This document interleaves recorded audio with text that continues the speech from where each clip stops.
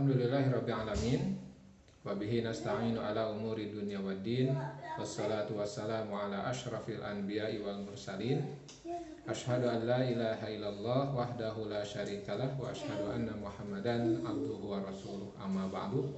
Alhamdulillah kita bisa bertemu kembali dalam perkuliahan pendidikan sejarah kebudayaan Islam di Madrasah Ibtidaiyah. Insyaallah di hari ini kita akan membahas tentang sumber belajar atau sumber belajar dalam pendidikan SKI di MI. Jadi nanti akan dijelaskan dalam pemaparan ini adalah tentang apakah itu sumber belajar, kegunaannya seperti apa, kemudian perbedaannya dengan media belajar dan lain-lain. Mudah-mudahan ini bisa menambah pengetahuan untuk Anda dan juga mudah-mudahan bisa menjadi panduan untuk Anda memilih sumber belajar ketika mengajarkan sejarah kebudayaan Islam. Dalam pembelajaran kali ini atau perkuliahan kali ini yang akan disampaikan tentang sumber belajar ini sifatnya umum. Jadi sebetulnya ini bukan hanya di mata pelajaran SKI saja, bisa juga digunakan untuk mata pelajaran yang lainnya. Tapi tentu nanti prakteknya Anda menggunakan hal ini dalam mata pelajaran sejarah kebudayaan Islam. Dan tentu bisa juga sih di yang lainnya. Apakah sumber belajar itu? Ya, kita lihat dari kata yang digunakan juga berasal dari dua kata, yaitu sumber dan belajar. Berarti sumber itu adalah sesuatu yang menjadi asal usul, sesuatu yang memberikan sesuatu kepada yang lain. Ini dari definisi ini saja kita bisa membedakan dengan media. Kalau media itu pada pembahasan sebelumnya sudah dijelaskan, media itu adalah media, ya, wasilah atau perantara saja. Jadi apa itu sumber belajar? Sumber belajar adalah segala sesuatu yang mendukung terjadinya proses belajar, termasuk sistem pelayanan, bahan pembelajaran, dan lingkungan yang dapat digunakan baik secara terpisah maupun terkombinasi sehingga mempermudah peserta didik dalam mencapai tujuan belajar atau kompetensi yang harus dicapainya. Jadi sumber belajar ini ya bisa apapun, pokoknya segala sesuatu yang mendukung terjadinya proses belajar. Nanti dalam penjelasan selanjutnya sumber belajar ini bisa dijadikan sumber utama atau bisa dijadikan sumber sepenuhnya total, dan bisa juga sekedar pendukung saja. Nah, tetapi intinya sumber belajar adalah segala sesuatu yang dapat digunakan dan mendukung terjadinya proses pembelajaran atau sesuatu yang bisa mempermudah siswa atau peserta didik untuk belajar mencapai tujuan instruksional atau kompetensi yang harus diraihnya. Ada juga yang mendefinisikan bahwa sumber belajar itu adalah segala sesuatu yang secara fungsional dapat dimanfaatkan dan digunakan untuk menunjang, memelihara, dan memperkaya proses pembelajaran. Jadi segala sesuatu yang bisa digunakan secara fungsional, bisa difungsikan, dimanfaatkan, digunakan, bisa menunjang, memelihara, atau memperkaya. Jadi seperti tadi disebutkan sebelumnya, jadi sumber belajar itu bisa jadi yang utama, bisa jadi yang pokok dan satu-satunya, atau cuma pendukung saja. Nah, semua ini yang mendukung proses pembelajaran ini disebutnya dengan sumber belajar. Misalnya sumber belajar adalah guru. Dalam suatu saat misalnya guru mendatangkan seseorang yang lain untuk menjelaskan sesuatu. Misalnya ketika membahas tentang profesi, kemudian didatangkan orang dengan profesi itu. Nah, itu bisa total sepenuhnya si orang ini yang didatangkan ini sebagai sumber belajar pokok, guru sebagai fasilitator saja, atau misalnya dia jadi narasumber utama, guru sebagai pelengkap, atau bisa juga guru yang utama, yang orang yang didatangkan ini hanya pelengkap saja sebagai ya contoh saja misalnya. Nah, tentu nanti dalam pembelajaran SKI guru sumber belajarnya apa? Nah, misalnya sumber belajarnya bisa dikatakan buku misalnya, atau film dokumenter, atau film kartun misalnya, dan lain-lain. Maka sumber belajar ini bisa dijadikan sumber utama, guru sebagai pelengkap saja, atau guru ya cuma menayangkan dia tidak memberikan penjelasan, hanya sebagai fasilitator saja. Jadi semuanya diserahkan sepenuhnya pembelajaran itu kepada media atau kepada sumber belajar TV misalnya atau film misalnya. Kemudian juga atau ya guru yang menjelaskan, kemudian film atau gambar hanya ilustrasi saja pelengkap. Nah, itu sumber belajar. Jadi sumber belajar adalah segala sesuatu yang digunakan atau yang bisa dimanfaatkan untuk menunjang, memelihara, bahkan memperkaya proses pembelajaran. Jadi di sini bisa jadi sebetulnya dalam dalam penggunaannya antara sumber belajar dengan media ini bisa dikatakan misalnya ada persamaan, tapi tentu nanti ada perbedaan juga. Nah, apa fungsi sumber belajar? Sumber belajar fungsi utamanya yaitu untuk memperbaiki, memelihara, dan meningkatkan kualitas pembelajaran yang sedang dilaksanakan. Jadi itu fungsi utamanya. Jadi, memperbaiki, memelihara, meningkatkan kualitas. Artinya tetapi sebetulnya sumber belajar buku itu sumber belajar misalnya. Nah, dia harus berfungsi sebagai memperbaiki pembelajaran. Jangan sampai dengan adanya buku malah pembelajaran menjadi monoton, pembelajaran menjadi misalnya tidak maksimal. Seharusnya dengan adanya sumber belajar itu memperbaiki, memelihara, dan meningkatkan kualitas.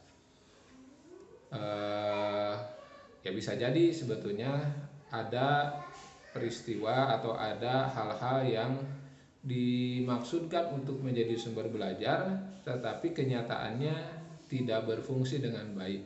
Nah, tentu ini nanti harus dievaluasi, sebab fungsi sumber belajar adalah memperbaiki, memelihara, dan meningkatkan kualitas. Jangan sampai kualitasnya menurun, bahkan misalnya pembelajaran tidak tercapai tujuannya karena fungsi belajar sumber belajar yang tidak berfungsi.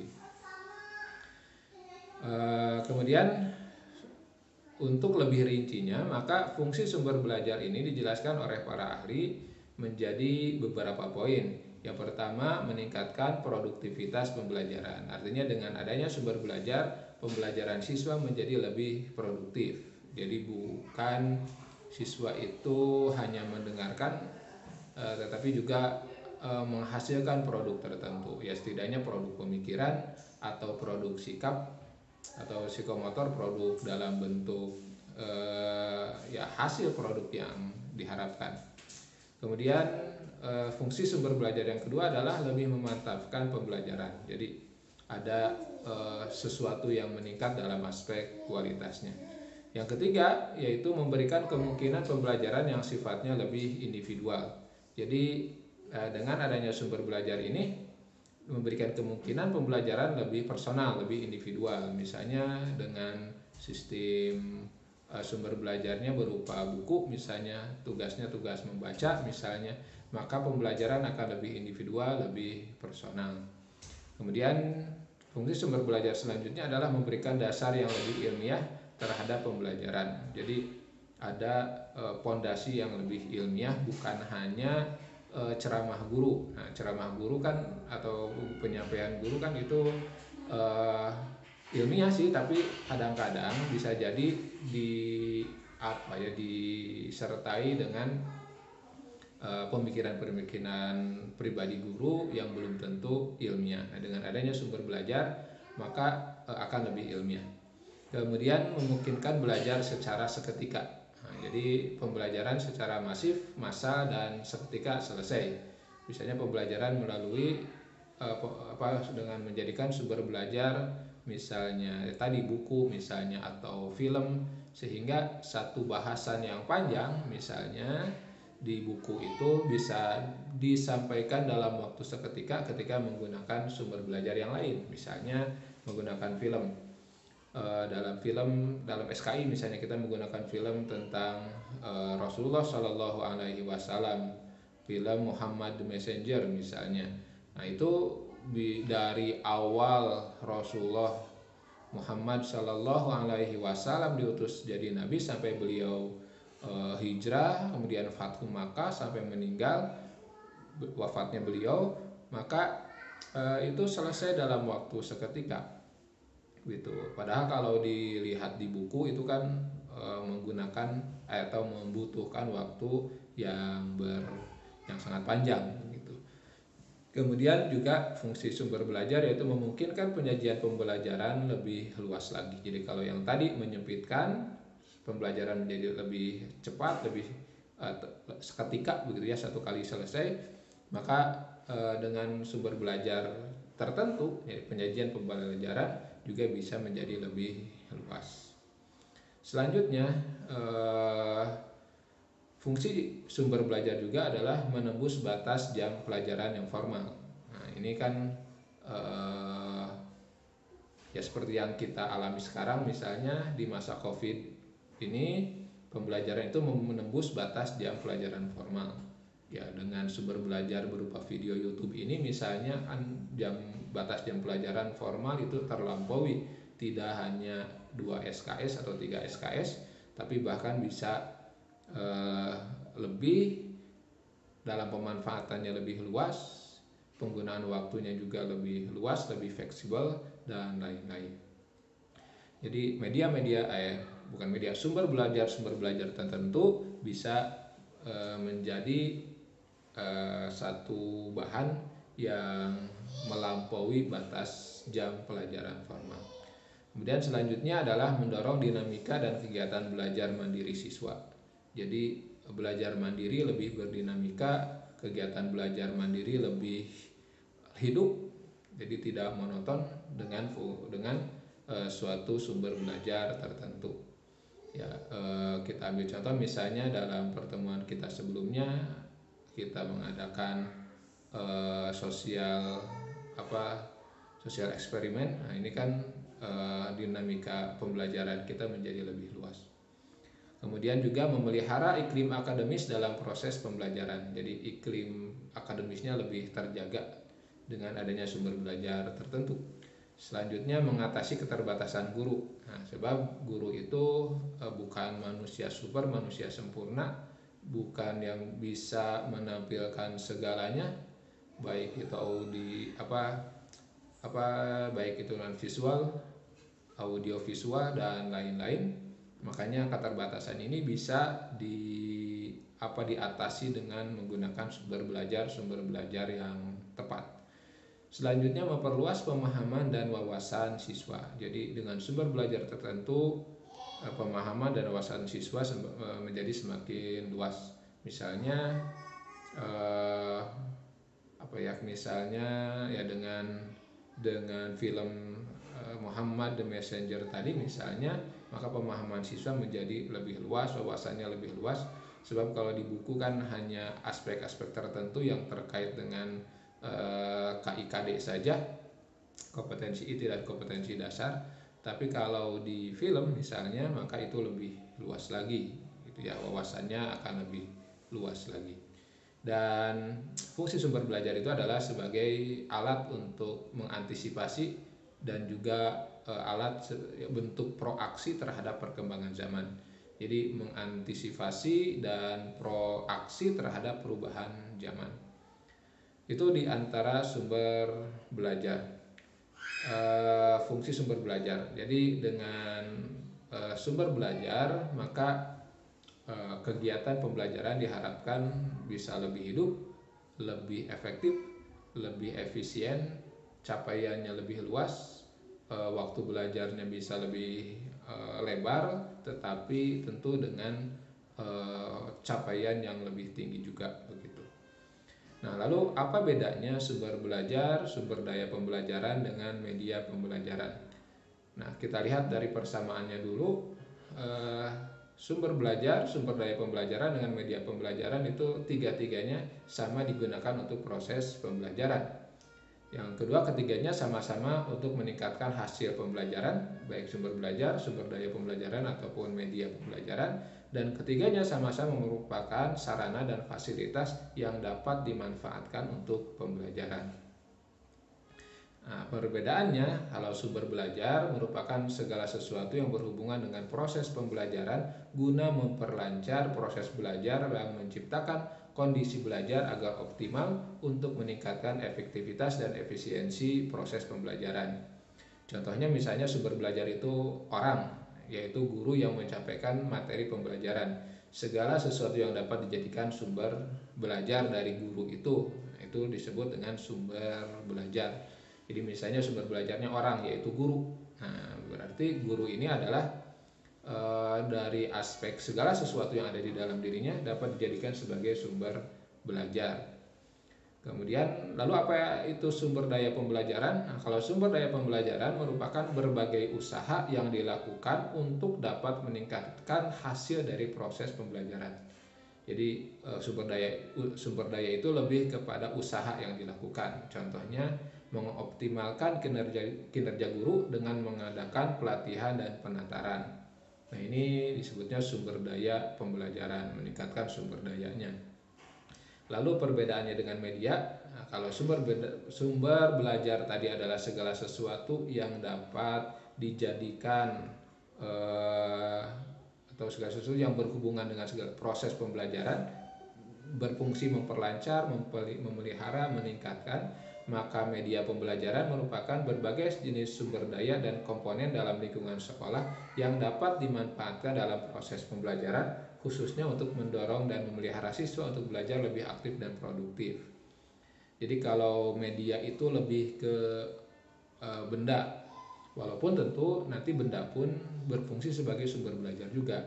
Misalnya media pembelajaran yang diproduksi oleh lembaga-lembaga pendidikan seperti CD interaktif, film, video, itu media gitu ya, media. Tapi bisa juga dia itu berfungsi sebagai sumber belajar. Jadi sangat tipis sebetulnya perbedaan antara sumber belajar dengan media pembelajaran. Kalau sumber belajar dia sebagai sumbernya, kalau media adalah alat yang digunakan sebagai wasilah, sebagai prasarana, sebagai sarana untuk pembelajaran. Jadi sebetulnya ya hampir mirip, identik sebetulnya, walaupun nanti ada perbedaan. Ya contohnya tadi kalau pada contoh orang misalnya, contoh orang, nah orang tidak bisa disebut sebagai media belajar gitu. Orang tidak bisa disebut sebagai media belajar sebab dia adalah sumber belajar. Tapi kalau film misalnya, dia adalah sumber belajar tapi dia juga bisa disebut sebagai media belajar gitu. Jadi perbedaannya sangat tipis, tapi tentu sumber belajar ini cakupannya lebih luas. Sedangkan media lebih sempit karena berfungsi sebagai media saja, pengantar saja. Lalu jenis sumber belajar itu ada dua macam, setidaknya ada dua macam. Yang pertama adalah sumber belajar yang dirancang atau learning resources by design. Nah, yang dirancang. Jadi sumber belajar yang dirancang ini adalah sumber-sumber yang secara khusus dirancang atau dikembangkan sebagai komponen sistem instruksional untuk memberikan fasilitas belajar yang terarah dan bersifat formal. Jadi dirancang khusus sebagai komponen dari sistem pembelajaran, sistem instruksional. Jadi dia dirancang. Sedangkan yang kedua disebut dengan sumber belajar yang dimanfaatkan. Jadi dia tidak dirancang, cuma dimanfaatkan. Bahasa Inggrisnya learning resources by utilization. Nah, ini adalah sumber belajar yang tidak didesain khusus untuk keperluan pembelajaran dan keberadaannya dapat ditemukan, diterapkan, dimanfaatkan untuk keperluan pembelajaran sumber belajar yang ada di masyarakat. Jadi dia digunakan saja gitu ya, tidak sebagai sesuatu yang dirancang khusus untuk pembelajaran gitu ya, tetapi dia dimanfaatkan gitu, dia dimanfaatkan. Misalnya tadi contoh film tadi ya, contoh film misalnya Muhammad the Messenger. Nah itu kan tidak dirancang sebagai media belajar di madrasah ibtidaiyah misalnya, tetapi suatu saat kita gunakan. Atau misalnya dalam skripsi teman-teman Anda misalnya ada yang menjadikan film misalnya Bilal misalnya sebagai sumber belajar. Nah itu juga kan film ini tidak dibuat khusus untuk pembelajaran gitu ya, tidak dibuat khusus untuk pembelajaran di sekolah secara formal, tetapi dia digunakan gitu ya, dimanfaatkan oleh orang-orang, oleh peneliti untuk dijadikan sebagai sumber belajar. Nah, begitu. Jadi ini yang namanya learning resources by utilization. Ya, sumber belajar yang dimanfaatkan, bukan sumber belajar yang dirancang khusus. Nah, berbeda dengan saya misalnya merekam video ini tidak lain adalah masuk ke jenis learning resources by design. Sumber belajar yang dirancang memang untuk pembelajaran di kelas gitu. Kalau saya misalnya mengambil rekaman ceramah ustadz tertentu, misalnya Ustadz Abdul Somad atau Ustadz Adi Hidayat atau Ustadz siapapun, nah itu kan tidak dirancang untuk pembelajaran, itu dirancangnya untuk ceramah saja begitu ya, untuk merekam ceramah saja, tapi digunakan di kelas. Nah itu masuk jenis yang kedua, learning resources by utilization. Nah, bisa bedakan ya, jadi itu dua jenis sumber belajar. Lalu selanjutnya yang tadi dilihat dari segi perancangannya, lalu dilihat dari jenisnya atau bentuknya, maka ada sumber belajar itu yang bentuknya pesan.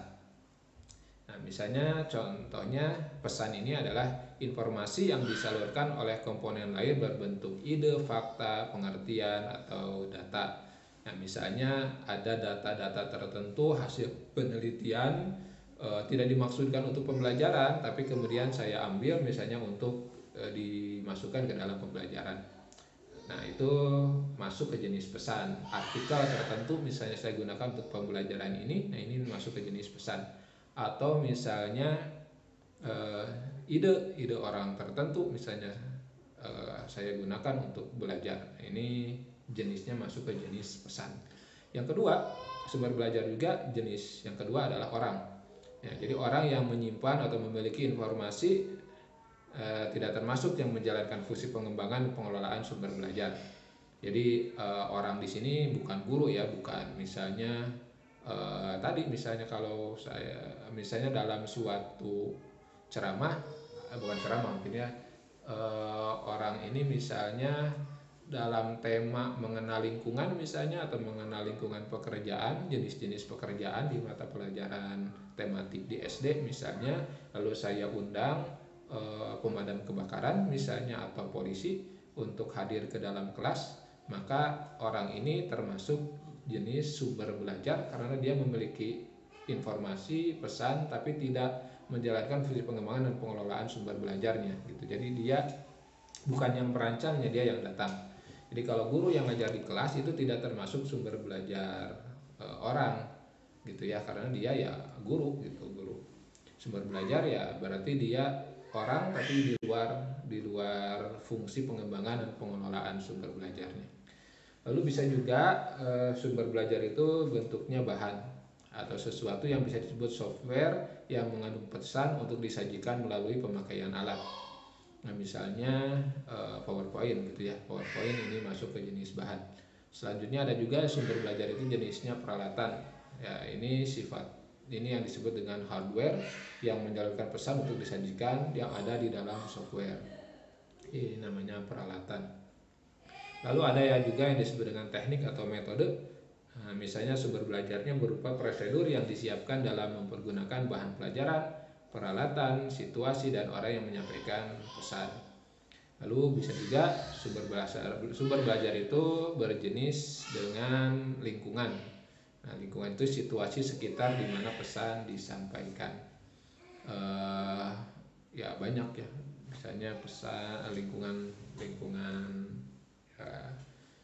ya kita sedang membahas sesuatu misalnya di sekolah di MI, kemudian kita bawa ke lingkungan. Nah, di sana ada pesan-pesan tertentu misalnya, maka itu lingkungan itu bisa dikatakan sebagai sumber belajar. Nah, sebagai contoh yang lebih rinci misalnya kategori pesan misalnya, contoh yang dirancang misalnya bahan-bahan pelajaran sebab dia dirancang khusus untuk pembelajaran. Contoh yang dimanfaatkannya misalnya cerita rakyat gitu ya, cerita rakyat.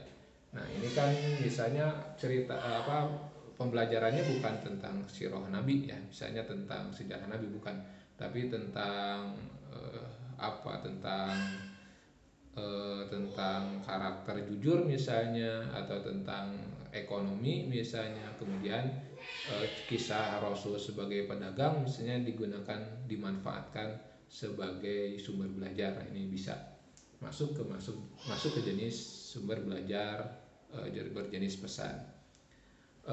Manusia atau orang, nah misalnya untuk yang dirancang ya guru gitu ya, kalau yang dimanfaatkan berarti narasumber yang diundang. Kemudian kalau bahan, contohnya transparansi ini yang sifatnya dirancang, dan ada juga yang dimanfaatkan, misalnya relief atau di museum dan lain-lain, itu semuanya adalah bahan. Kemudian untuk peralatan, misalnya yang dirancang itu OHP atau PowerPoint yang tadi saya sebutkan, sedangkan yang dimanfaatkan misalnya generator, generator misalnya, atau peralatan-peralatan motor, mesin dibawa ke kelas untuk dimanfaatkan sebagai sumber belajar. Sedangkan sumber belajar dalam bentuk teknik atau metode, misalnya yang dirancang adalah ceramah, kemudian yang dimanfaatkan adalah permainan. Jadi permainan rakyat itu dimanfaatkan sebagai sumber belajar misalnya. Nah, itu masuk ke jenis dimanfaatkan atau utilization. Dan yang terakhir, sumber belajar misalnya dalam bentuk lingkungan, maka contoh yang dirancangnya adalah lingkungan kelas, ruangan kelas, atau kalau yang dimanfaatkan misalnya taman, masjid, dan lain-lain.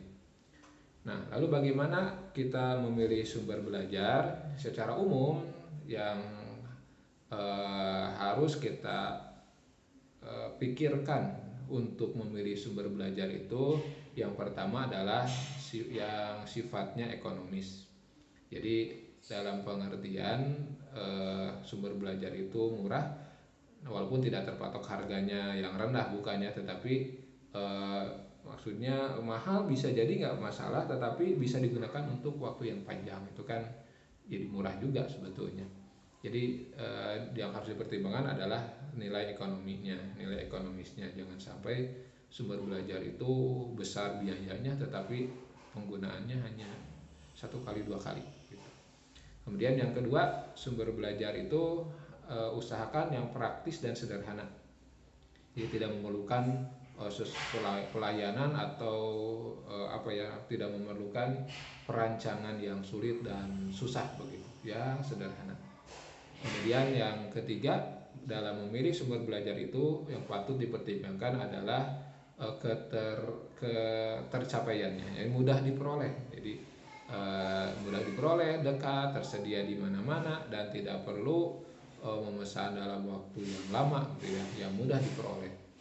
Yang selanjutnya, yang keempat, yaitu fleksibel, dapat dimanfaatkan untuk berbagai tujuan instruksional. Jadi yang fleksibel bisa digunakan untuk berbagai macam pelajaran, misalnya bisa digunakan oleh guru tidak 1 kali gitu ya. Jadi fleksibel, atau berbeda pelajaran menggunakan sumber belajar yang sama, ya, itu kan sangat baik.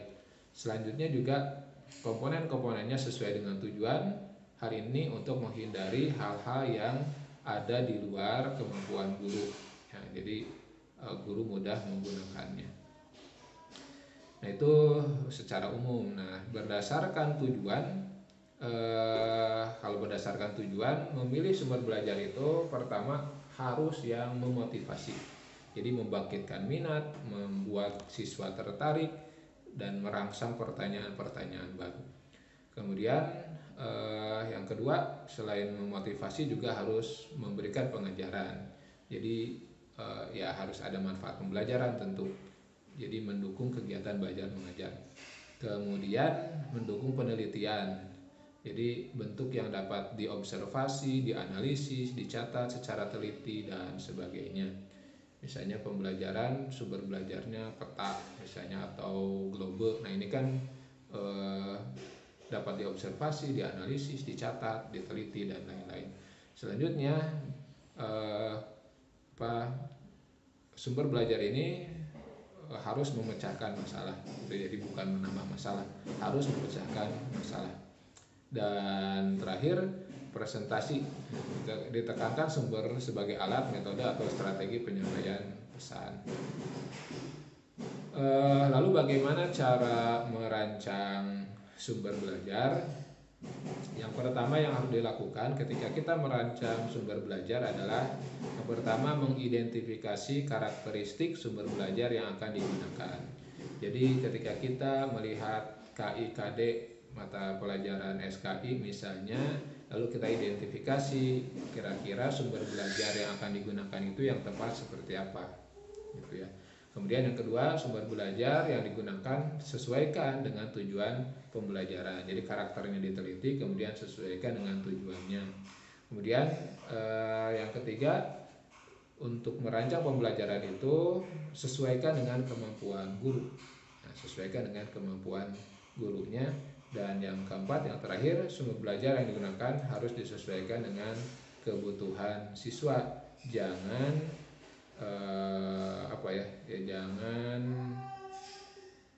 tidak nyambung dengan kebutuhan siswa. Nah, harus sesuai dengan kebutuhan siswa. Jangan sampai sumber belajar ini menjadi sesuatu yang menambah sulit atau menyusahkan siswa. Harusnya sumber belajar ini memberikan kemudahan bagi siswa untuk meraih kompetensi yang hendak diraih.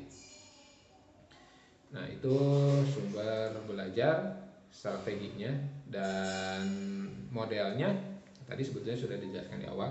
Model penggunaan sumber belajar itu yang pertama, sumber belajar ini menjadi sumber secara penuh, total teaching namanya. Jadi secara penuh dia digunakan sebagai sumber belajar. Jadi guru hanya sebagai fasilitator saja. Guru hanya sebagai fasilitator, memberi fasilitas, mengantarkan pembelajaran atau menjadi media untuk tanya jawab saja misalnya. Nah, ini total teaching. Di sumber belajar difungsikan secara total. Yang kedua, sumber belajar dianggap sebagai major resources, sebagai sumber utama. Jadi di sini guru punya peran yang agak besar dibanding tadi total teaching. Major resources, jadi guru di sini punya peran yang lain, yaitu sebagai pelengkap, memperjelas dari sesuatu yang disampaikan oleh sumber belajar. Jadi guru mesti memiliki, walaupun sumber utamanya adalah sumber belajar tadi.